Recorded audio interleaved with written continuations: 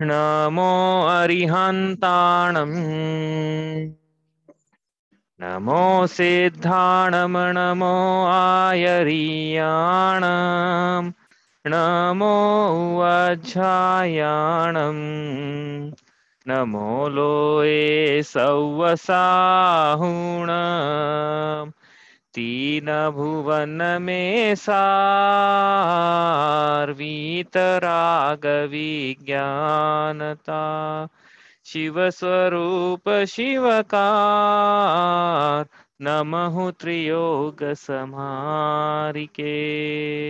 पंडित दौलत राम जी की अनमोल कृति छह ढाला जी हम पढ़ रहे हैं। इसके अंतर्गत छह ढालों में से हमारी छठी ढाल में चर्चा चल रही है, जिसमें 28 मूल गुणों का वर्णन हम पढ़ रहे हैं। उसके अंतर्गत हमने 5 महाव्रत, 5 समिति, 5 इंद्रिय जय, 6 आवश्यक और 7 अन्य शेष गुण पढ़ लिए हैं। उसमें हमारा छंद नंबर चल रहा है कौन सा, ये वाला छठा। एक बार दिन मेले आहार खड़े अलप निज पान में कचलोच करत न डरत परीश यो लगे निज ध्यान में हरि मित्र महल मसान कंचन कांचन इंदन थुति करन अर्घावतारन असी प्रहारन में सदा समता धरन। तो कैसे होते हैं मुनिराज? 28 मूल गुणों की चर्चा हो गई, मूल गुण हो गई। अब उत्तर गुण क्या होते हैं? कल बताया था, जैसे हमने परीक्षा जय की चर्चा करी, तो इसमें वो भी तप आएंगे, सब आएंगे। तो ये क्या है कि ये मूल गुणों में नहीं लिया है, मतलब ये नियमतः पाए ही जाए मुनिराजों के, ऐसा नहीं है। हाँ, मूल गुण तो पाए ही जाते हैं नियमतः। उत्तर गुण नियम किसी मुनिराज की, जैसी मुनिराज की योग्यता हो और जैसा द्रव्य क्षेत्र काल भाव भोग की परिस्थिति, भाव की परिस्थितियां उस समय की, वो उस हिसाब से मूल गुणों, उत्तर गुणों का पालन होता है, लेकिन मूल गुण तो होते ही हैं। तो हमने कल देखा था क्या, 28 मूल गुण तो चर्चा हो गई केशरोच तक। उसके बाद लिखा न डरत परिचय यो लगे निज ध्यान में, कि मुनिराज परिचयों से नहीं डरते हैं। परिचय किसे कहते हैं? परिचय की परिभाषा, जैसे चारों ओर से सहा जाता है, ये उत्पत्ति पर परिभाषा है, उसे परिचय कहते हैं। चारों ओर से सहन, जिसे सहन किया जाता है। तो ये तो व्युत्पत्ति पर परिभाषा है, लेकिन क्या है, अपन को एक शब्द में समझना है, आसान शब्दों में। तो परिचय का मतलब होता है बाधाएं। बाधाएं होने पर, बाधाएं आने पर मुनिराज उन बाधाओं से डरते नहीं हैं। कैसी बाधाएं हैं? हमने 22 प्रकार की बाधाएं कल पढ़ी थी, तो हम देखें उसके पहले थोड़ा रिवीजन कर लेते हैं। संडे है आज, और हमने 5 महाभारत, 5 समिति तक रिवीजन कर लिया था। अब थोड़ा सा रिवीजन पंचेंद्रिय जय, और जो जिसका भी भाई शेष क्लास छूट गई हो, थोड़ा सा उनका रिवीजन हो जाएगा और मेरा भी हो जाएगा साथ में। और तो अब क्या, 5 इंद्रिय जय और 6 आवश्यक और 7 6 जितना भी हो जाए, यह करना है अपने को। छंद नंबर 4 से अपन पढ़ना शुरू करते हैं। गुप्तियां भी है इसमें। हाँ देखो, यहाँ तक तो ये समितियां हो गई थी। निर्जंतुत्थान विलोकितन मलमूत्र श्लेषण परिहरे प्रतिष्ठापन समिति, यहाँ तक का रिवीजन हो गया था। अब यहाँ से करते हैं। सम्यक प्रकार निरोध मन वच काय आत्म ध्यावते तन सुथिर मुद्रा देख मृग गण उपल खाज खुजावते रस रूप गंध तथा फरस अरु शब्द शुभ असुहावने तिन में न राग विरोध पंचेंद्रिय जयन पद पावने। तो अब 5 महाव्रत, 5 समितियों के बाद 5 इंद्रिय जय का प्रकरण होना चाहिए वैसे, लेकिन बीच में 3 गुप्तियों का वर्णन भी ले लिया है उन्होंने। 3 गुप्ती का वर्णन आचार्यों के मूल गुणों में आता है, उन्होंने यहाँ पे भी ले लिया है। तो अलग से हम पढ़ रहे थे कि सम्यक प्रकार निरोध मन वच काय आत्म ध्यावते। गुप्ती का वर्णन है कि अच्छे प्रकार से निरोध करते हैं, सम्यक प्रकार से निरोध करते हैं। किसका? मन का, वचन का, काय की चेष्टाओं का और आत्मा का ध्यान करते हैं। तो क्या होती है गुप्ती? गुप्ती की परिभाषा अपने देखी थी, व्यवहार गुप्ती और निश्चय गुप्ती। निश्चय गुप्ती क्या है? आत्मा का जिस कारणों से संसार संसार के कारणों से आत्मा का गोपन करना जिस प्रकार से होता है उसे गुप्ती कहते हैं। ठीक है, संसार के कारणों से आत्मा का गोपन कर लेना, रक्षा कर लेना, छुपा लेना उसको, वो जिन कारणों से होता है उसे गुप्ती कहते हैं। तो ये निश्चय गुप्ती की परिभाषा थी। व्यवहार गुप्ती क्या थी? कि आत्मा का अवलंबन लेकर मन वचन काय की क्रियाओं से गुप्त हो जाना, ये व्यवहार गुप्ती। आपको शॉर्ट में फिर अपन ने परिभाषा लिखी हुई थी, कहाँ लिखी है मुझे ध्यान नहीं है। ठीक है मेरे पास तो कहीं, अरे हाँ लिखी, नहीं नहीं लिखी है, चलो ठीक है, नहीं लिखी है अपने पन्ने। तो ये क्या है, 2 प्रकार से गुप्ती की परिभाषा मुझसे ज्यादा लिखी थी, लेकिन शायद सेव नहीं कर डॉक्यूमेंट, पता नहीं।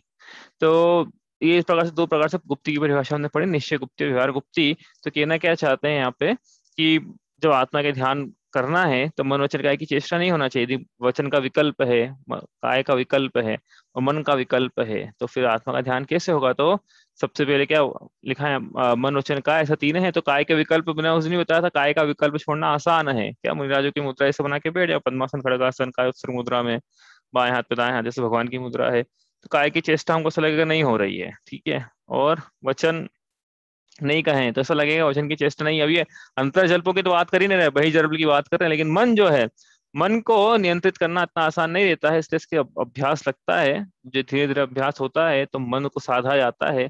मन को नियंत्रित करके मन का अवलंबन लेकर आत्मा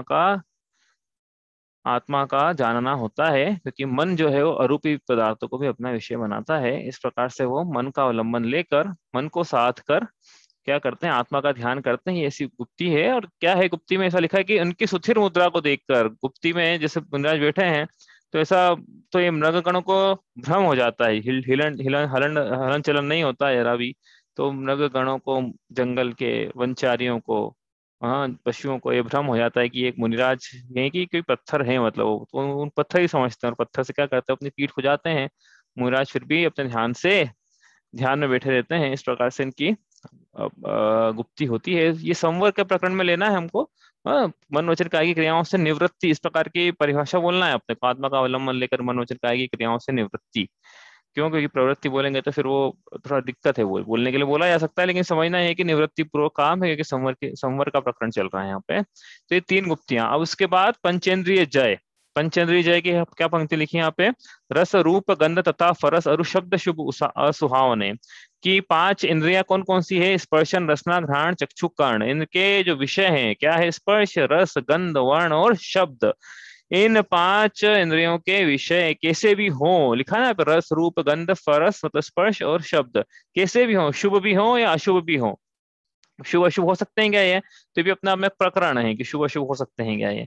लेकिन व्यवहार लोक में जिसको शुभ अशुभ कहा जाता है, वैसे शुभ भी हो या अशुभ भी हो, अनुकूल भी हो प्रतिकूल भी हो, समझने के लिए तो भी मुनिराज अनुकूल विषयों में राग नहीं करते हैं, प्रतिकूल विषयों में द्वेष नहीं करते हैं। इस प्रकार इनके पंचेंद्रिय जय नाम, पंचेंद्रिय जय के जो पांच इंद्रियों की जय है उस प्रकार का मूल गुण है। और पंचेंद्रिय जय करते हैं, ऐसे पद को ये प्राप्त होते हैं। ऐसा लिखा है, पंचेंद्रिय जय पद पावने, पंचेंद्रिय जय नाम के पद को पाते हैं। तो क्या है कि आपको ये थोड़ा थोड़ा ऐसा लगता है कि ऐसा कैसे हो सकता है कि मुनिराजों को राग द्वेष नहीं होता है अनुकूल प्रतिकूल विषयों में। तो अपन ने इसका स्वरूप देखा था। यह स्वरूप सिर्फ मुनिराजों के लिए नहीं है, जो भी सम्यक दृष्टि सम्यक ज्ञानी है उसके भी ये तो श्रद्धान और ज्ञान तो बराबर पाया ही जाता है। मुनिराजों का प्रसंग है, मुनिराजों के चारित्र भी उनके श्रद्धान के अनुसार है। ये अंतर है क्या सम्यक दृष्टि श्रावक में और सम्यक दृष्टि मुनिराज में? ये अंतर है कि श्रावक जो है उसका यद्यपि दर्शन और ज्ञान तो समीचीन है, ऊपर पदार्थों को इष्ट अनिष्ट नहीं जानता है, मानता है, लेकिन फिर भी उसका आचरण उसके पदार्थों के स्वरूप जैसा होना चाहिए वैसा नहीं है, सम्यक चारित्र नहीं है, अचारित्र पाया जाता है, असंयम है या संयम असंयम है। लेकिन मुनिराजों को जैसा श्रद्धान ज्ञान है वैसा ही चारित्र पाया जाता है। ये अंतर है। तो क्या कह रहे हैं, सामान्य सम्यक दृष्टि यदि गृहस्थ भी है तो भी पर पदार्थों से को लेकर उसके क्या विचार हैं? कि जो पर पदार्थ हैं, हमने देखा था उस दिन कि एक एक पदार्थ से हम जा जाके पूछेंगे भाई तू सुख रूप है कि दुख रूप है। गंध, जैसे उस दिन क्या उदाहरण दिया, सफेद बालों का उदाहरण दिया था ना, कि बाल सफेद होते हैं। तो बाल सफेद हो रहे हैं तो वस्तु का स्वभाव है, लेकिन हमने अपनी कल्पनाओं में ऐसा मान के रखा हुआ है कि सफेद हैं तो बुरे हैं और काले हैं तो अच्छे हैं। अब ये पर पदार्थों का निमित्त लेके जीव उनसे व्यर्थ ही क्या कर रहा है, पर पदार्थों में प्रीति का परिणाम कर रहा है। हाँ, जिसी को राग बोलते हैं, पर पदार्थों में अच्छा लगने का परिणाम, इसे राग कहते हैं। तो इसको पर पदार्थ जब अनुकूल अपनी कल्पनाओं में लगते हैं, अपनी कल्पनाओं से मान ले कि जब पर पदार्थ ऐसा होगा तो अनुकूल है, अच्छा है, और पर पदार्थों में अच्छा लगने के परिणाम को ही राग कहते हैं। हाँ, और यहाँ पे बात चल रही कि तीन भुवन में सार वीत राग विज्ञान था। और यहाँ पे बात आई तो तो ऐसा लगेगा कि भैया इतनी सी तो बात थी, बात राशि तो लग रही है कि पर पदार्थों में अच्छा लगने के जो परिणाम हुआ, ऐसा कौन सा गुनाह कर दिया हमने? हाँ, पर पदार्थों में अनुकूलता हमको लग रही थी, हमें राग हुआ, तो क्या दिक्कत है? हाँ, तो ये तो पहले पढ़ के आ गए ना, संसार भावना में पर द्रंद्वन्ते दृष्टि जो है संसार अबोध, ताको फल गति चार में भ्रमण कयो श्रुत शोध। कि पर द्रव्यनते प्रीति जो जो पर पदार्थ है उनमें प्रीति का परिणाम, राग का परिणाम, स्नेह का परिणाम, ममत्व का परिणाम, दर्शन मोह चारित्र मोह का परिणाम यह तो संसार है, और संसार का फल चतुर्गति भ्रमण है, और उसका वर्णन पहली ढाल में करा। तो ये ऐसे छोटी सी भूल नहीं है ये, पर पदार्थों में राग होना है छोटी भूल नहीं है। अब तो मुझे लगता है कि तो छोटी सी तो भूल है, राग ही तो हो रहा है, ठीक है हो जाने तो क्या है, दिक्कत है। लेकिन दिक्कत है ना, राग को फल गति चार में, इस राग का फल चार गति चतुर्गति संसरण है, ऐसा कहा है। तो इस राग को मिटाना है, इसलिए तीन भुवन में सार वित राग विज्ञान तो रोज पढ़ते हैं मंगलाचरण में। कैसे मिटाएं, तो ये विचार करे जीव, सम्यक दृष्टि गृहस्थ भी विचार करे। तो अपन क्या अपनी बात निकालना है, अपने निकाल रहे हैं यहाँ से कि सम्यक दृष्टि गृहस्थ भी विचार करे कि जब पर पदार्थ सुख दुख रूप है ही नहीं, पर पदार्थ सुख दुख रूप नहीं है। उनसे एक एक से आके पूछो तो वो बोलेंगे कि मैं तो मेरे स्वभाव में लीन हूँ। ये काले बाल से पूछो तो मेरे स्वभाव में लीन हूँ, सफेद हो जाएंगे तो बोले मेरा स्वभाव है। क्या स्वभाव है? वर्ण मेरा स्वभाव है। तो काला लाल हरा पीला नीला ये सब होता रहेगा, ये मेरा स्वभाव है। हाँ, पांच प्रकार के वर्ण होते हैं, तो सफेद भी वर्ण है उसमें, काला भी वर्ण है, मेरे स्वभाव में जा रहा हूँ मैं। आपको क्या दिक्कत है? हाँ, आपको क्या दिक्कत है? तो वो हमसे भी बोल रहे हैं बाल कि भैया आप भी अपने स्वभाव में जाओ, आपको क्या दिक्कत है? हमारा क्या स्वभाव है? ज्ञाता स्वरूप हम पुद्गलों को जानने वाले हैं। ज्ञेय कल पढ़ा था, पंक्ति आई थी, ज्ञेय रूप जानते हैं। तो ये हमारे, और हम कैसे हैं? हम ज्ञान रूप हैं, तो बस जानो बस। उद्गल ज्ञेय रूप है, मैं ज्ञान रूप है, मैं अपने ज्ञान से ज्ञेयों को जानता हूँ। जब ज्ञान से ज्ञेयों को जानता हूँ तो ज्ञेय ज्ञान रूप नहीं होता, ज्ञान ज्ञेय रूप नहीं होता, जो जैसा है वैसा ही चला करता है। तो फिर जब वो अपने स्वभाव को नहीं छोड़ रहा है तो मैं अपने स्वभाव को क्यों छोड़ूं? ये बात विचार करना है। तो राग क्या, ये विचार ये करना है कि जब मेरे को वस्तु स्वरूप पतला बता है तो मुझे राग क्यों हो रहा है। ये तो ऐसी बात है ना कि भाई मैं अच्छी ओषधि का सेवन कर रहा हूँ तो मुझे बीमारी क्यों हो रही है। ये विचार अपन करते कि नहीं करते कि फिर मेरे जीवन में मैंने ऐसा कुछ गलत काम ही नहीं किया, फिर मेरे को कष्ट क्यों हो रहे हैं, ऐसा विचार आता है ना कभी कभी। हालांकि अपन पुराने कर्म को विचार नहीं करते, ऐसे होके करते हैं विचार। लेकिन हम ये भी देखें कि अच्छा हमारा खान पान है तो फिर हमारे दूसरे प्रकार के रोग क्यों हो रहे हैं। तो ऐसे ही कि यदि हमारा ज्ञान श्रद्धा समीचीन है, यदि हम जानते हैं कि पर पदार्थ सुख दुख के कर्ता नहीं है, उनमें तो सिर्फ ये हमारी कल्पनाएं हैं सुख दुखों की। पर पदार्थों में उत्सुकता के परिणाम को रति कहते हैं, पर पदार्थों में अच्छा लगने के परिणाम को राग कहते हैं, और पर पदार्थों में ममत्व के परिणाम को मोह कहते हैं। तो ये क्यों हो रहे हैं मेरे? मैं जानता तो हूँ पर वस्तु के स्वरूप को, मैं स्पर्श रस गंध वर्णी पढ़ पहले दिन से पढ़ रहे हैं अपन। तो फिर क्यों कर हो रहे हैं, ये विचार करे जीव कि क्यों कर रहा हूं फिर मैं ये। तो इसका अभ्यास करना है कि पर पदार्थों से राग के परिणाम भी ना हो, मोह के परिणाम भी ना हो। तो मुनिराज को सत्य का ज्ञान रहता है, सत्य का ज्ञान उनके आचरण में होता है। इसलिए पर पदार्थ से उनको कोई प्रीति के परिणाम नहीं है, राग के परिणाम नहीं है। उनको यदि थोड़ा बहुत राग पाया भी जाता है तो धर्म से पाया जाता है, मोक्ष से है, धर्मायतनों से है, स्वाधर्मियों से वात्सल्य है। उनको पर पदार्थों से वात्सल्य इस प्रकार से नहीं है कि इंद्रियों के विषय हैं तो मेरे अनुकूल रहेंगे, ऐसा ऐसा वात्सल्य उनको ऐसा, हाँ ऐसा राग नहीं है विषयों से। इसलिए क्या है कि कैसा ही प्रतिकूल विषय हो, किसका स्पर्श रस गंध वर्ण शब्द का, तो समता भाव धारण करते हैं कि इनमें क्या है, एक जैसा भाव है। भाई ये काला बाल है तो भी वो ही भाव है मेरा, तो मेरा भाव तो ज्ञायक ही है, और सफेद बाल हो तो भी मैं तो ज्ञायक भाव ही हूँ। तो दोनों में एक जैसा भाव है मेरा, तो मैं तो जानने वाला हूँ पर पदार्थों को करने वाला तो हूं ही नहीं मैं। पर पदार्थों से एकत्व मत कर्तृत्व भोक्तृत्व का अभाव उन्होंने सम्यक दर्शन प्राप्त करने से ही करते से ही कर दिया था। अब तो चारित्र में उसको लेकर आए हैं। तो क्या है, कहने का क्या मतलब है कि प्रतिकूल इंद्रियों के विषय बने जीवन, मतलब मुनिराजों के भी अपने। तो बात क्या यहाँ पे हमें ख्याल में रहना चाहिए कि हम तो सिर्फ जानने वाले हैं, पर पदार्थों का परिणमन उनकी उनकी स्वतंत्रता के अनुसार है। हाँ, वो हमारा कोई कंट्रोल नहीं है उस पे, तो फिर हम क्यों। और हम पहले भी उदाहरण लिया था, एक बैलगाड़ी के नीचे कुत्ता चलता है, ऐसा लगता है बैलगाड़ी वो चला रहा है, हाँ, लेकिन जबकि बैलगाड़ी तो उसकी योग्यता के अनुसार, लेकिन कुत्ता ऐसा मानता है कि मैं चला रहा हूँ। तो वही बात है कि हमें इसका विचार करना है कि पर पदार्थ तो उनकी योग्यता के अनुसार परिणमित कर रहे हैं, फिर मैं क्यों व्यर्थ में कि मेरी इच्छा अनुसार परिणमित करे नहीं करे। कभी कोई संयोग मिल जाते हैं तो जीवन में राग करता है, नहीं मिलते संयोग मतलब पर इसके की इच्छा के अनुसार पर पदार्थ का परिणमन हो तो इसमें विशेष राग करता है, नहीं हो तो द्वेष करता है। हाँ, लेकिन समझना क्या है कि पर पदार्थ तो उनकी योग्यता अनुसार हो रहे हैं परिणमित, हम कराने वाले नहीं हैं। तो ऐसा श्रद्धान और ज्ञान ऐसा आचरण मुनिराजों के पाया जाता है, इसलिए मुनिराजों के पर पदार्थों से कोई राग द्वेष के भाव नहीं होते हैं।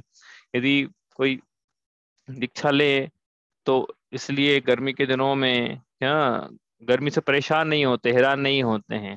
हाँ, इसी प्रकार ठंड में परेशान हैरान नहीं होते, इतना जरूर शरीर का ख्याल रखते हैं कि संयम की साधना बनी रहे। इतना शरीर तो वो शरीर का इतना ख्याल तो रखते हैं, इसमें कोई मना नहीं है, लेकिन भोगते नहीं कहने का मतलब ये है कि भोगते नहीं कि चलो ठंड के दिनों में थोड़ा धूप में आवश्यकता नहीं भी भेंट के आते हैं, भोगते हैं धूप को, तो भोगना अलग बात है और शरीर का ख्याल रखना एक अलग बात, दोनों में अंतर है। उदाहरण के लिए अल्प मात्रा में भोजन करना ये शरीर को चलाने के लिए जरूरी है, लेकिन बस मुंह में गुटखा चल रहा है 24 घंटे, तो ये फिर क्या है, शरीर को चलाने के लिए चल रहा है क्या? नहीं, रसना इंद्रिय का पोषण हो रहा है। ये अंतर समझ में आया ना? ये मुनिराज जो है भोगते नहीं है, ये तो भुगतते हैं, एक तरह से सम्यक दृष्टि भोग भोगता नहीं भुगतता है, नहीं चाहते हुए भी करना पड़ रहा है, लेकिन शरीर को चलाना है, इसलिए थोड़ा बहुत शरीर का ख्याल रखते हुए। इसलिए ऐसा मत समझना कि कोई मुनिराज बिल्कुल ठंड से गर्मी में चले जाए तो भाई आपके स्पर्श इंद्रिय जय ने ऐसा उस दिन समझाया था। तो उनका शरीर में जितना सामर्थ्य था उन्होंने उसको सहन किया, तो नहीं है अब सामर्थ्य, बीमार संयम से च्युत नहीं हो जाए, इसके लिए फिर वो ऐसी सुरक्षित आवास स्थान में जा सकते हैं। इस प्रकार से इनमें न राग विरोध, न राग करते हैं, न द्वेष करते हैं, पंचेंद्रिय जय मुनिराजों के होता है। इस प्रकार ये हो गए क्या, 15 मूल गुण, 5 महाव्रत, 5 समिति, 5 इंद्रिय जय। अपने को तो ये समझना है, बार बार एक ही बात आ रही है क्या, कि हमें राग क्यों होता है। राग क्यों होता है, जब हम पढ़ रहे हैं इतने टाइम से कि 3 भुवन में सार वीतराग विज्ञान था, तो फिर भी राग ही क्यों अच्छा लगता है। हाँ, पर पदार्थों का स्वरूप का विचार नहीं ना हमको, इसलिए राग अच्छा लगता है। अनादिकाल के संस्कार है राग, बिना अभ्यास के नहीं छूटेगा, अभ्यास करना पड़ेगा इसका, कि राग अच्छा नहीं है, राग करना व्यर्थ है, निरर्थक है, हमारे राग से कुछ नहीं होने वाला है। तो हम तो ज्ञायक स्वरूप हैं, तो राग क्यों कर रहे हैं हम, इसका विचार करें, सबको करना है। आगे चले यहाँ से। अब इसके बाद आएगा कितने, 15 हो गए ना मूल गुण, 5 महाव्रत, 5 समिति, पंचेंद्रिय, 6 आवश्यक। समता सम्हारे थुति उचारे, वंदना जिन देव को नित करें, श्रुति रति करे प्रतिक्रम तजे तन अहमेव को, जिनके नन्हो नन दंत धोवन लेश अंबर आवरण, भूमा ही पिछली रयनि में कछु शयन एकासन करन। ये 5 महाव्रत तो का टॉपिक रिजर्व हो गया है, 5 समितियों का भी रिजर्व हो गया है, बाकी अब आप लोगों के लिए बच्चे हैं, आप देख लेना, इसलिए मैं कह रहा हूँ जल्दी ले लोगे तो अच्छा है। अब 6 आवश्यक, 6 आवश्यक में अब हाँ, 5 हो गया, रिजर्व हो गए भैया, वो नाम आ जाएंगे, आप तो आपका सोचो को क्या लेना है, तो पहले ही बोला था जो पहले आएगा वो पहले रिजर्व हो जाएगा उसके नाम से। ठीक है, अब आपको जो लेना है, अब बजट हो गया रिजर्व, पहले बोलना था आपको। ठीक है, आ गया, उसको आपको इजी लगता है कि ये इस पे बोल सकते हो, पहले कर लेना, अभी बीच बीच में बोलना पड़ती है बात, तो एंड में रोज टाइम कम पड़ता है। चलिए, समता 6 आवश्यक। आवश्यक किसे कहते हैं, जो जो इंद्रियों के विषय कषाय के राग द्वेष के अधीन वश में नहीं है, ऐसे जीव के द्वारा किया जाने वाला योग्य कर्म उसे कहते हैं आवश्यक। तो मुनिराजों के 6 आवश्यक जो उन्हें प्रतिदिन करना है, उनका यहाँ वर्णन चल रहा है। श्रावकों के भी 6 आवश्यक हमने पढ़े थे, देव पूजा, गुरुपास्ती करते ना हम लोग रोज, देव पूजा, शास्त्र स्वाध्याय रोज करते ना, तप दान संयम रोज चलता है हमारे। तो 6 आवश्यक तो जैन ही नहीं बने फिर हम, क्योंकि जैन है तो 6 आवश्यक पाए जाने चाहिए। जैसे मुनि 6 आवश्यक पाए जाने चाहिए ना, आचार्य तो भी 6 आवश्यक पाए जाने चाहिए, तो जैन है तो 6 आवश्यक पाए जाना चाहिए। समता तो यहाँ पे मतलब मुनिराजों के, अच्छा ये जो 6 आवश्यक यहाँ लिखे हैं ना, कहीं कहीं शास्त्रों में यही श्रावकों के भी आवश्यक लिखे हैं। हाँ, ये शावकों को मतलब वो अब ऐसा समझ लो समझने के लिए कि वो फर्स्ट लेवल का कि भाई पहले सो जैन तो बनाओ, देव पूजा गुरु पासे शाह स्वाध्याय तपदान संज्ञा इतना हो गया, अब अगले 6 आवश्यक सेकंड लेवल के, तो वो सेकंड लेवल के श्रावकों के अपन समझ लो, या मुनिराजों की चर्चा चली रही है यहाँ पे।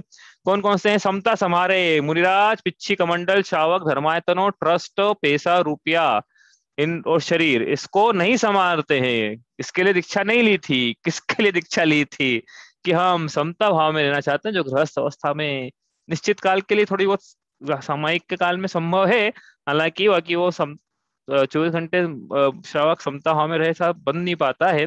लेकिन मुनिराज जो है 24 घंटे ही अबुद्धिपूर्वक समता भाव सामायिक भाव में एक जैसा भाव, सम प्लस ता भाववाची प्रत्यय है, कैसा ही हो, रिज रज कण हो या रिद्धि विमानिक देव की, सब में एक जैसा भाव जिनके होता है उसे कहते हैं समता भाव। बाल काले हो या सफेद हो, एक जैसा भाव। हाँ, समझ में आ रहा है ना, एक जैसा भाव, समता भाव। तो मुनिराज समता, यहाँ समता का मतलब सबको सामायिक समझना है कि बुद्धिपूर्वक तो 4 बार सामायिक करते हैं एक दिन में 24 घंटे में, और अबुद्धिपूर्वक तो 24 घंटे सामायिक रहते हैं। तो जब बुद्धिपूर्वक करते हैं तो बुद्धिपूर्वक करने की क्या जरूरत है, क्योंकि बुद्धिपूर्वक में अलग प्रकार की शुद्धि, अलग प्रकार के परिणाम है, उसमें क्या पर पदार्थों का अवलंबन में, यदि पर पदार्थ ऐसे हैं तो भी भाव नहीं कर रहे हैं, विपरीत मिल रहे तो भी द्वेष के नहीं है, अनुकूल मिल रहे तो भी राग के नहीं, ये प्रकार। और बुद्धिपूर्वक सामायिक में क्या है कि पर पदार्थों का विकल्प ही छोड़ के आत्मा का, आत्मा में क्या है, परिभाषा लिखी थी ना अपन ने, सामायिक किसे कहते हैं, सामायिक किसे कहते हैं, देखो अपन ने शायद यहाँ लिखी थी परिभाषा। राग द्वेष की निवृत्ति के लिए आत्मा में मध्यस्थ भाव के लिए उपयोग की प्रवृत्ति है प्रयोजन जिसका। तो ये क्या है, ये बुद्धिपूर्वक हो रहा है कि राग आत्मा में मध्यस्थता के भाव है, ऐसी उपयोग की प्रवृत्ति ही है प्रयोजन जिसका, उसे हम सामायिक कहते हैं। क्या होती है सामायिक की परिभाषा तो यहाँ लिखी है, 4 बार सामायिक करते हैं, जितने भी संध्या काल है 4 के 4 बार सामायिक मुद्राज करते हैं बुद्धिपूर्वक। हाँ, कौन कौन से 4 है, अप्रोक्सीमेटली स्थूल रूप से ऐसा है, सुबह 6 बजे, दोपहर में 12 बजे, शाम को 6 बजे और रात में 12 बजे मुनिराज सामायिक करते हैं। कहीं 3 बार भी लिखा है, कहीं 4 बार भी है, जैसा जैसा हो, संघ में व्यवस्था हो उपदेश गुरु का, उस हिसाब से समझना है यहाँ पे। तो ये सामायिक है। और फिर क्या करते हैं, समता समारे थुति उच्चारे, मुनिराज स्तुति करते हैं। किनकी स्तुति करते हैं, अपने से जो ज्यादा गुणवान है उन्हीं की करेंगे। तो मुनिराज से ज्यादा गुणवान कौन है, स्तुति किसकी की जाती है, जो अपने से ज्यादा गुण, वैसा वैसा बनना है हमको। तो स्तुति क्या है, जिनेन्द्र भगवान, मतलब सामूहिक रूप से जिनेन्द्र भगवान के समूह का सामूहिक गुणावाद, सब पूरे पूरे के समूह का चतुर्विष्टि पाठ ऐसा होता है, वैसा सामूहिक गुणानुवाद करना, पूरे समूह का गुणानुवाद करना, उसे कहते हैं स्तुति। और तीसरा लिखा, स्तुति उच्चारे वंदना जिन्हें देव की, मुनिराज जिनेन्द्र भगवान की वंदना करते हैं, तो स्तुति भी करते हैं वंदना भी करते हैं। ये शब्द ऐसे हैं जो ऐसा कॉमन लैंग्वेज में हम इंटरचेंजेबली यूज करते हैं, करेंगे भी, लेकिन यहाँ पे जब आवश्यक का प्रकरण आएगा तो वहाँ पे दोनों में अंतर है। स्तुति तो क्या है, सामूहिक सभी की इकट्ठी है, और वंदना तो किसी एक जिनेन्द्र भगवान का गुणानुवाद करना, जैसे कि भगवान पार्श्वनाथ की जय हो, जय हो। हाँ, तो ऐसा एक भगवान का गुणानुवाद करना कि आज के दिन ऐसा हुआ था, कमठ ने इतना उपसर्ग किया, लेकिन फिर भी केवल ज्ञान को प्राप्त, तो कालांतर में कमठ ने तो फिर पोष कृष्ण एकादशी को किया था, लेकिन हाँ आज, हाँ, फिर उसके बाद मोस्टली इस प्रकार से एक भगवान का स्तवन करना, यह क्या है, गुणानुवाद। रोज एकादशी को नहीं किया था, केवल ज्ञान का हुआ था, चेत कृष्ण चतुर्थी को हुआ था। हाँ, चेत कृष्ण चतुर्थी को अवसर हुआ था। चलो आगे चले अपन। अब किन्हीं एक भवन का गुणानुवाद करना है, ये तो लिखा भी एग्जाम्पल में 540 से लिखा है यहाँ पे। वंदना, ठीक है, आगे चले। इसका मतलब होता है कि 5 भगवान की स्तुति है, वंदना ही वंदना है, हाँ? किसी भी एक भगवान की वंदना। आगे चले, प्रतिक्रमण। प्रतिक्रमण मतलब पूर्व में किए गए दोषों को आत्मा से पृथक करके, आत्मा को पूर्व में किए गए दोषों से आत्मा को पृथक करके पुनः गुणों में स्थापित करना। ये चर्या में नहीं चाहते हुए भी प्रमादवश यदि कोई दोष लगे हैं तो उन दोषों की हम निंदा करते हैं, और उस प्रकार से भगवान के सामने अपने दोषों का प्रतिक्रमण करना, मतलब उन दोषों को से पृथक करके आत्मा को पुनः गुणों में स्थापित करना। जो गिल्ट का भाव है, भगवान से क्षमा याचना करना, और गिल्ट के भाव को खत्म करके पुनः शुद्धि के भावों को धारण करना, हाँ, ये प्रतिक्रमण है। ठीक है, जो आवश्यक है मुनिराज रोज करते हैं। जैसे प्रतिक्रमण में अलग अलग प्रकार के प्रतिक्रमण भी होते हैं, वही मासिक है, चतुर्मासिक है, हाँ, वार्षिक है, और 5 वर्ष का भी है, युग प्रतिक्रमण भी होता है। ऐसा अलग अलग प्रतिक्रमण हो सकते हैं, तो करना लेकिन रोज भी है, और इस प्रकार से अलग अलग फ्रिक्वेंसी में भी होते हैं सामूहिक प्रतिक्रमण सब। प्रत्याख्यान। प्रत्याख्यान मतलब क्या है कि प्रतिक्रमण में तो क्या पूर्व में किए गए दोष थे उनका निराकरण, अब प्रत्याख्यान में कि भैया तो, हाँ, कोई ये मान ले प्रतिक्रमण में बढ़िया है, हम तो खूब क्या है गलतियां करें और प्रतिक्रमण कर लेंगे तो काम हो जाएगा हमारा, तो नहीं, प्रतिक्रमण के साथ प्रत्याख्यान भी है कि भविष्य में इन दोषों को नहीं लगाऊंगा मैं, तो मन वचन काय कृत काय तनु मोहना से दोषों का त्याग करना, कि भविष्य में इस प्रकार के दोष नहीं लगेंगे। फिर लगे तो क्या करना, वापस प्रतिक्रमण करेंगे। मतलब भावना तो ऐसी कि नहीं लगे, देखो प्रत्याख्यान में, लेकिन फिर भी चर्या करते वक्त लग जाए तो फिर वापस प्रतिक्रमण है, फिर प्रत्याख्यान, फिर प्रतिक्रमण, फिर प्रत्याख्यान। इस तरह सजग रहते हैं कहने का मतलब है, ऐसा नहीं कि दोषपूर्ण चर्या चल रही है तो चल रही है, अब क्या कर सकते हैं। सजग है कि हमको पता है ये जो दोष लग रहे हैं, तो हम सजग है, हम नहीं लगाएंगे इन दोषों को। फिर लगेंगे तो फिर वापस प्रायश्चित लेंगे हम। हम्म। अंत में है छठा आवश्यक कायोत्सर्ग। कायोत्सर्ग क्या है, काय का उत्सर्ग करना, कि निश्चित काल के लिए काय से राग के विकल्पों का त्याग करना, ये कायोत्सर्ग है। तो ये छह आवश्यक क्या है, हम जो कायोत्सर्ग हम जो करते हैं ना, माला फेरना, वो पंच परमेष्टि का अवलंबन लेकर काय से उत्सर्ग करना नहीं होते हैं। तो लोगों को सिर्फ ऐसा लगता है कि माला फेरना, नौवा नमोकार मंत्र करना वो कायोत्सर्ग है। ऐसा नहीं कायोत्सर्ग, वो तो क्या है, पंच परमेष्टि का स्मरण करते हुए अपनी आत्मा को शरीर के विकल्पों से, शरीर के राग से कुछ काल के लिए दूर करना, उनका त्याग करना, शरीर के विकल्पों का कुछ काल के लिए, वो कायोत्सर्ग है वास्तव में तो। ठीक है। देखो ऐसा ख्याल आया कल परसों कि कायोत्सर्ग इसलिए किया जाता है, बिल्कुल कि जो शरीर की इतनी क्रियाएं हो जाती है ना, पूजा कर रहे हैं बार बार, तो शरीर की क्रियाएं हो जाती है, तो शरीर में उपयोग ज्यादा देर तक चला गया है, तो वो शरीर से वो विकल्प हटाने के लिए वापस आत्मा में ठहराया जाता है उस विकल्प को। ऐसा मुझे लगा अभी कल परसों पूजा करते करते, किस लिए किया जाता है बार बार। एनीवे वो जो भी कारण है, पूजा के बाद तो अलग है, बाकी आप मुनिराज तो कायोत्सर्ग करते हैं। ठीक है, तो इस प्रकार से क्या है कि मूल प्रयोजन तो क्या है, आत्मा में मध्यस्थ भाव के लिए उपयोग की प्रवृत्ति मूल प्रयोजन है। उसके लिए क्या है कि नहीं उपयोग स्थिर है बुद्धिपूर्वक सामायिक में, तो क्या करना है, मुनिराजों का आवश्यक में स्तुति करना है, वंदना करना है, और अपने अपने आत्मा को वापस गुणों में स्थापित करना है, आत्मा से दोषों का त्याग करना है, और फिर अब काय की चेष्टाओं से भी, काय से भी राग के विकल्पों का त्याग करके अब क्या करना है, आत्मा में उपयोग की प्रवृत्ति ही प्रयोजन है, जिसका ऐसा कार्य स्थित अर्थात सामायिक करना है। तो मूल आवश्यक अपने देखा था उस दिन कि हे तो ऐसे सामायिक सामायिक के लिए सारी चीजें हैं फिर आवश्यक के रूप में, क्योंकि ज्यादा देर तक सामायिक नहीं कर सकते, तो फिर ये सब करना है, लेकिन मूल में प्रयोजन तो सामायिक है, समता भाव धारण करना है। समता की पंक्ति अभी आने भी वाली है। चलो ये हो गए क्या, 15 और 6 21। अब बचे हैं 7। जिनके नन होन मुनिराज के अस्नान नाम का मूल गुण पाया जाता है। मतलब दीक्षा ले ली, उसके बाद दीक्षा के बाद मुनिराज कभी स्नान नहीं करते हैं जल से। तो क्यों नहीं करते हैं, हमने देखा था कि दो कारण है, इंद्रिय असंयम होता है स्नान करने से, प्राणी असंयम भी होता है। प्राणी असंयम कैसे होगा कि भाई वो शावक से पानी लेंगे, शावक देगा, हाँ, फिर वो पानी जहां जहां जा रहा है वहां के जीवों की हिंसा है, और पानी तो शरीर पर डालेंगे ना, तो शरीर को मल मल के स्नान करेंगे, तो शरीर में जब पाए जाते हैं निगोदिया जीव, पसीने के संयोग से पाए जाते हैं सम्मूर्छन जीव। तो पढ़ ली सम्मूर्छन क्या होते हैं, निगोजे क्या होते हैं, निगोजे तो पढ़ लिया, सम्मूर्छन का मुझे ख्याल नहीं है। सम्मूर्छन जीव जो ऐसे होते हैं जो कि जिनका की न गर्भज जन्म है न औपाधिक जन्म है, बिना माता पिता के। हालांकि औपाधिक जन्म भी बिना माता के जन्म में होता है, गर्भज में तो माता पिता चाहिए, लेकिन औपाधिक, लेकिन ये औपाधिक भी नहीं, उपाशय भी जन्म नहीं है। ये तो जहाँ की जीव को अपने उत्पत्ति योनि योनि के योग्य स्थान मिलता है, योनि स्थान मिलता है, वहां अपने शरीर के योग्य पुद्गल परमाणुओं को चारों ओर से ग्रहण करके अपने शरीर का निर्माण कर लेता है। इसको बोलते हैं सम्मूर्छन जन्म। क्यों पड़ जाते हैं, तो अपन एयर टाइट डब्बों में सब रखते हैं, फिर भी जीव कैसे पड़ जाते हैं उसके अंदर, विचार किया कभी, कैसे कैसे पड़ जाते हैं? क्या अंडे घूमते रहते हैं क्या 24 घंटे? वो क्या अंडे चलेगा उसमें, पेनिट्रेट कर गया डब्बों में है, दीवार के आर पार चले गए अंडे? हाँ, कैसे जन्म कैसे हो जाता है उनका? शेषाणाम सम्मूर्छनम, सूत्र जी का सूत्र है। शेषाणाम सम्मूर्छित नपुंसक के लिए लिखा हुआ हालांकि है ना, शायद नपुंसक के लिए लिखा हुआ है, तो खैर ये सारे सम्मूर्छन नपुंसक होते हैं, लेकिन हाँ सम्मूर्छन जी जन्म होता है कहने का तो 3 प्रकार के जन्म होते हैं ना, उसमें से ये सम्मूर्छन जन्म। तो इस शरीर में सम्मूर्छन जीवों की पसीने के माध्यम से उत्पत्ति होती रहती है, ऐसे स्थान बन जाते हैं, अपने आप जीव की उत्पत्ति हो जाती है, तो जब नहाएंगे तो उन जीवों का घात होता है, तो प्राणी असंयम न हो इसके लिए स्नान का त्याग है।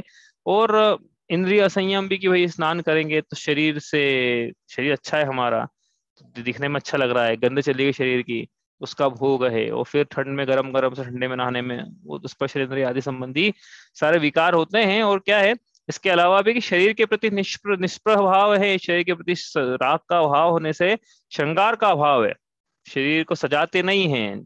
नहीं तो फिर क्या, शरीर के संस्कारी तो अनादिकाल चल ही आ रहे हैं ना, अपने पढ़ा भी था, अनादिकाल से जग में स्वामिन, हाँ पढ़ो, पंक्ति याद आई थी उस दिन, आज भी आई कि अनादिकाल से चल तो रहे हैं संस्कार, तो फिर कुछ नया करेंगे तो नया मिलेगा ना, तो इसलिए शरीर के प्रति निष्प्रभाव का सूचक है कि नहीं नहाते हैं। तो फिर इतने गंदे मुनिराज के पास जाएं कि नहीं जाएं, तो अपन ने पहले भी देख के आए थे कि शरीर को कितना नहलाएं कि शुचि हो जाए, बताओ कितना नहला लें। हाँ, सागरों को जल से भी नहलाएंगे तो भी अशुचि रहती है काया, ऐसा स्वरूप है, स्वभाव तो शुचो का है। तो फिर जिस रत्न त्रय जिन्होंने धारण किया है उसकी उनकी काया स्वभाव से अशुचि होने पर भी शुचि कहलाती है उपचार से, इसलिए मुनिराजों की काया शुचि ही है। क्यों? क्योंकि उपचार से कह रहे हैं हम, हाँ शुचि है क्योंकि रत्न त्रय के धारी हैं। इसलिए मुनियों मुनियों के मलिन शरीर को देखकर उसे गिलाने का भाव न करना, मुलिन मुनि तन मलिन देख घिनावे तत्व, ये इस प्रकार से हमने पढ़ा था क्या, नरु चिकित्सा नाम का अंग। उसी प्रकार उनके अदंत धोवन नाम का मूल गुण भी पाया जाता है। वो मुनिराज हड्डियों को चमकाने में विश्वास बिल्कुल नहीं करते हैं। कौन करेगा हड्डी को चमकाने में विश्वास, बताओ। आत्मा को चमकाए, आत्मा को बल रहित बनाना है कि हड्डी को बनाना है? हाँ, वो हड्डी कभी कभी शुचि हो ही नहीं सकती, हड्डी एक ऐसा अशुचि पदार्थ है। कभी शुचिता को प्राप्त नहीं हो सकता है वो। तो क्या मतलब है फिर टाइम बिगाड़ के।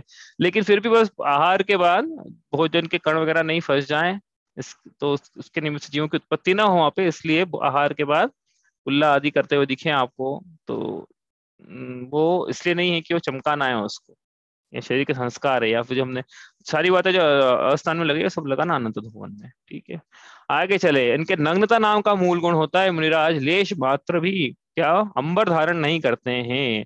नग्गो ही मोक्ष मग्गो, जो छोड़ा जा सकता है उसका उसको छोड़ दिया गया है, यदि रखा है इसका मतलब राग है। तो ये नहीं बोल सकता है कि श्वेत वस्त्र धारण कर लिया और बोले कि सूत्र जी में सूत्र है कि मूर्छा परिग्रह, और हमें श्वेत वस्त्र में मूर्छा नहीं है इसलिए हमें कोई परिग्रह का दोष नहीं है। तो फिर तसक गृहस्थ भी बोल रहा है कि देखो मैं भी मुनि हूँ, क्यों? क्योंकि मैंने ये जो जो भी दिख रहा है ना ये सब मेरा मूर्छा का अभाव हो गया है। ऐसा नहीं चल पाएगा। बहिरंग में होगा फिर बोलना है कि अंतरंग में मूर्छा परिग्रह, बहिरंग में दिख रहा है फिर कैसे बोल रहे हो कि राग नहीं है? बहिरंग में जो छूट सकता है उसको छोड़ा जा सकता है ना। तो इसलिए यदि फिर ये वस्त्र आदि रखे तो फिर उसको धुलाने का विकल्प है, आदि आदि बहुत सारे विकल्प उसमें रहते हैं। इसलिए इनको ऐसा सुप्रीम नॉन मटेरियलिज्म है, जहाँ भौतिकवादी युग है ना, जिसमें कि हम परिग्रह को जोड़ रहे हैं, मुनिराज बिल्कुल अपोजिट शिक्षा दे रहे हैं कि देखो परिग्रह जोड़ के हम सुखी नहीं है, हम तो परिग्रह छोड़ के सुखी हैं, ये शिक्षा मिल रही है। और अलग से इसको लिया, अपरिग्रह त्याग के बाद भी अलग से इसको इसलिए लिया तो ये ना समझ लें कि भैया अपरिग्रह त्याग में कपड़े तो रखेंगे कि रखेंगे, कम से कम नहीं, कपड़े भी नहीं रखना है। भूमि शयन मुनिराज जब निद्रा भी लेंगे थकान को मिटाने के लिए, खेत को मिटाने के लिए, तो बीच वाले प्रहर में भूमि पर कुछ शयन करना है और एक करवट शयन करना है, यदि करवट बदलना है तो जगह का मार्जन करना है, निद्रा उतनी लेना जितनी उनकी जरूरत है। ऐसा नहीं कि 3 घंटे अंतर मुहूर्त, निद्रा में ही उनका गुणस्थान बदलता भी रहे, छठे से सातवां, सातवें छठा, क्योंकि यहाँ गुणस्थान का मतलब छठे सातवें में जाने के लिए कषायों की मदद की जरूरत है, आत्मा के अवलंबन की जरूरत नहीं है, निद्रा में कोई आत्मा का अवलंबन नहीं होता है। हाँ, इस प्रकार से इनके भूमि शयन नाम का मूल गुण है। शेष तो ये कि भूमि पर सोए, नहीं तो चटाई तो बाद में आएगी भैया, लकड़ी लकड़ी पे सोए, नहीं तो फिर पयाल पे सोए। हाँ, इस प्रकार से एक करवट में, और हमने बताया था ना कि वो मदुरई के आसपास कैसे बने हुए स्टोन बेड्स कहते हैं उसको, वहां पे लोग स्टोन बेड बनाए हुए हैं सोने के लिए, मुनिराज सोए शिला पर सोते हैं, ऐसे होते हैं मुनिराज। आगे चले यहाँ से। एक बार दिन में ले आहार खड़े, अलप निज पान में कचलोच करत न डरत परिशह, सो लगे निज ध्यान में। ये पंक्ति पढ़ ली थी हमने। एक बार दिन में ले आहार, अगला है 25 26 27 26वां मूल गुण है। 26वां क्या है? एक बार दिन में ले आहार, मुनिराज एक बार ही दिन में आहार करते हैं, ऐष्णा समिति के दायरे के बाहर रखा है इसको। हाँ, इसका मतलब है कि एक बार ही करना है, मूल गुण है, कुछ भी हो जाए तो भले ही रोग ही आ जाए, असाता का उदय आ जाए, वेदना का उदय आ जाए, असाता वेदना का उदय आ जाए, तो भी एक बार ही आहार करना है। कितनी गर्मी पड़े तो भी शाम को संध्या में ऐसा नहीं कि पानी तो पी ले रात्रि के पहले, वो श्रावक थे सब कर लिया आपने, श्रावक जब थे आप, अब तो एक बार आहार करना, इसका अभ्यास भी कर लिया है आपने प्रोषद उपवास आदि में। हाँ, अगला है खड़े अलप निज पान में। मुनिराज का दूसरा 27वां मूल गुण है खड़े खड़े आहार करते हैं। साथ में विशेषण में दिया उन्होंने कि अल्प भोजन करते हैं और पानी पात्र में करते हैं। खड़े खड़े क्यों करते हैं कि बैठ के करेंगे तो ज्यादा लेने में आ सकता है, ज्यादा समय भी लग सकता है। मुनिराज असंयमियों के बीच में ज्यादा रहना नहीं चाहते हैं। ये उनकी समझ लो एक तरह से नहीं चाहते हुए भी अनिच्छा से उनको श्रावकों के बीच में आना पड़ रहा है आहारचर्या में, तो श्रावकों के बीच में आना नहीं चाहते हैं।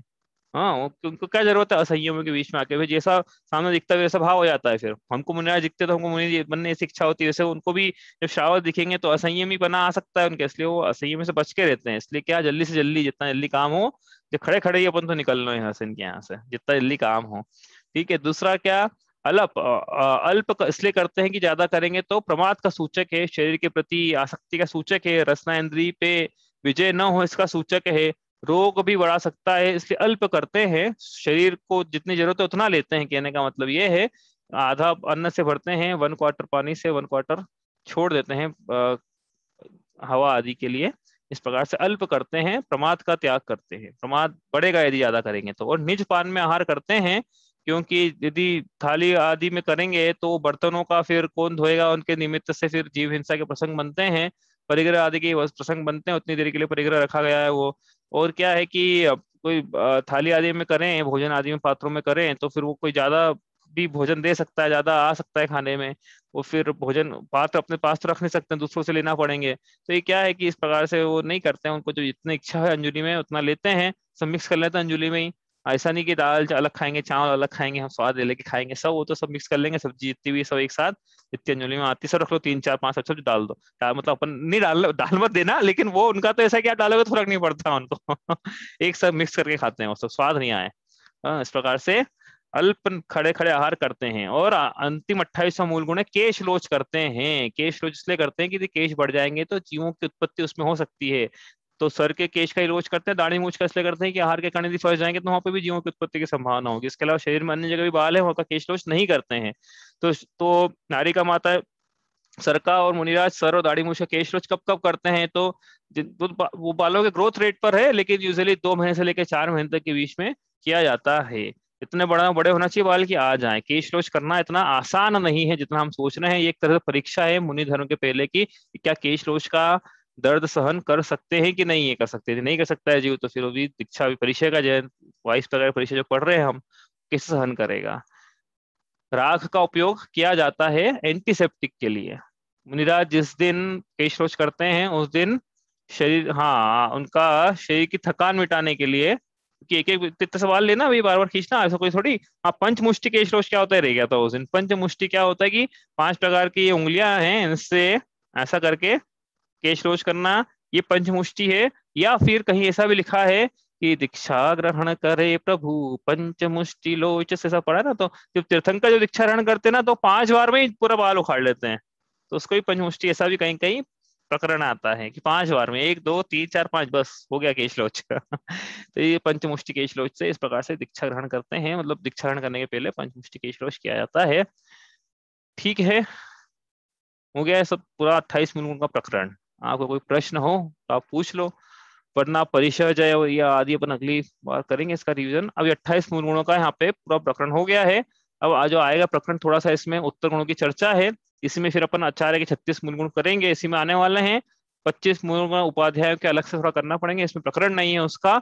और इस प्रकार से बहिरंग चारित्र की चर्चा फिर पूरी आ जाएगी। फिर पंक्ति आएगी, यो है सकल संयम चरित सुनिए स्वरूपाचरण। आपकी 28 मूल गुणों का धारण क्यों किया था उसका वर्णन अब सेकेंड हाफ में, बड़ी सुंदर चर्चा इसमें आएगी, अपन करेंगे। आपको कोई प्रश्न हो तो आप पूछ लीजिए, और ना कर लेके आइएगा। आज तो इतना ही करते हैं हम। अरिहंत सिद्ध सूरी उपाध्याय साधु सभी, अर्थ के प्रकाशी मांगलिक उपकारी हैं।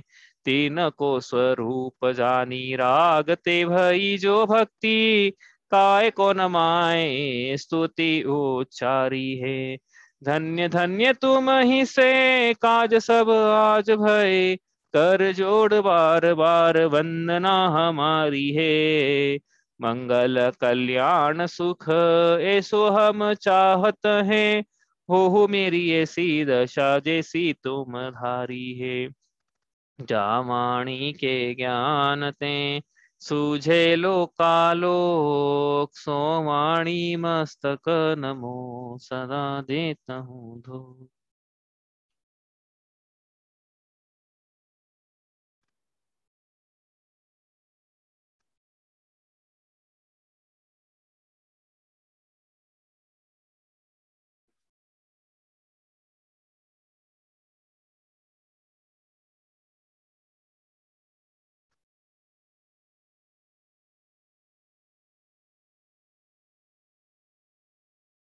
जय जिनेन्द्र।